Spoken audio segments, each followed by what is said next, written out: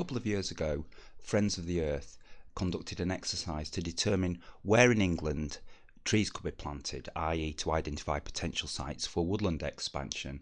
And this project was called a Woodland Opportunity Project, and it generated a lovely map of England that it shows in green the areas where trees could be planted and purple where trees already exist.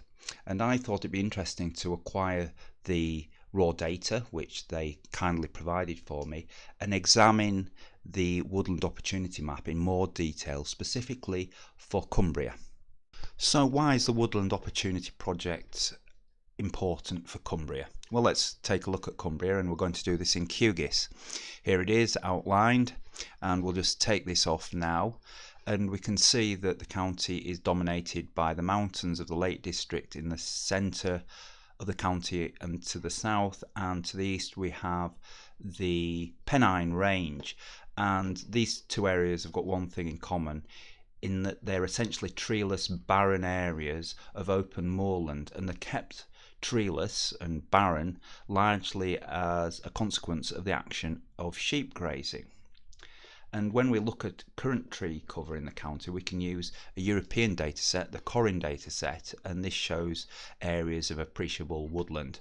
And this gives a value of about 7% tree cover in the county. However, there's a more accurate dataset, the Forest Research dataset produced by the Forestry Commission, and this gives a value of around 10%, which is just about average for the whole of England. And this is a bit surprising when you consider that Cumbria is renowned for its natural beauty. It's very low in population terms, and one would expect there to be far more trees than there are. And it serves as an example of how poor tree cover is in England. It's important to examine the lie of the land in Cumbria, and one of the important aspects when considering where to put trees is what type of land is there. And the answer is mostly very poor land. This is grade 4 and 5 land, the very poorest land you can get, and it dominates over half the county. This is marginal for agriculture, places where trees should be planted and places where trees have been planted. Another consideration is altitude, because trees grow up to about 600 metres in the British Isles, and this is the area of land above 200 metres, of which quite a lot of the trees are placed. Above 400 metres we'll see here, and not many trees are planted there, and 600 metres virtually no trees. So these are the places where trees should be planted in this pale yellow area, maybe ingressing up to the darker yellow, but not much in the brown. So we can now go on and evaluate the wonderful map that Friends of the Earth have created. So we'll just leave the existing trees where they are and put the opportunity map on, and as we see, it fills in a significant proportion of the county, mostly in areas that are close to the margins of the grade 4/5 land. And if we look here, much of it is within this area of 200 metres to 400 metres, but very little actually goes above 400 metres. So we're looking at trees being placed on the grade 4/5 lands at the margins of the fell between 200 and 400 metres. When we add a digital elevation model to the map so that we see the mountains in relief, we see that the proposed areas of new woodland largely cling to the bottoms of the mountains and don't creep up them very much. And this is a little bit spurious on first glance, because the tree line in England's 2,000 foot or so, 1,800 foot, so that's about 600 metres, and that means that the trees could grow all the way to the top in most of these areas.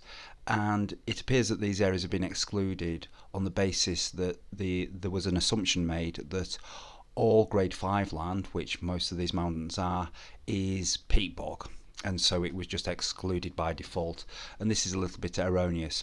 Anyhow, we'll go on and have a look at how the Woodland Opportunity Map avoids areas that are sensitive in one way or another. I've just taken a few examples which I'll show you next. An important consideration when planting trees is that you avoid areas of high ecological value. And when we look at some of these, we can see that in the case of deep peat areas, of which Cumbria has a significant quantity of the overall value for England, we can see that these areas are avoided almost entirely, which is good because these are very good carbon stores. Then we have calcareous grasslands that are good for a range of grasses, insects and the like, and although not totally avoided, they are largely avoided. And lastly, we can look at purple moorland, and this is areas such as grouse moors and things like that, where heather and rush grow, and these haven't been avoided as much, probably because they're not as high value as the other areas.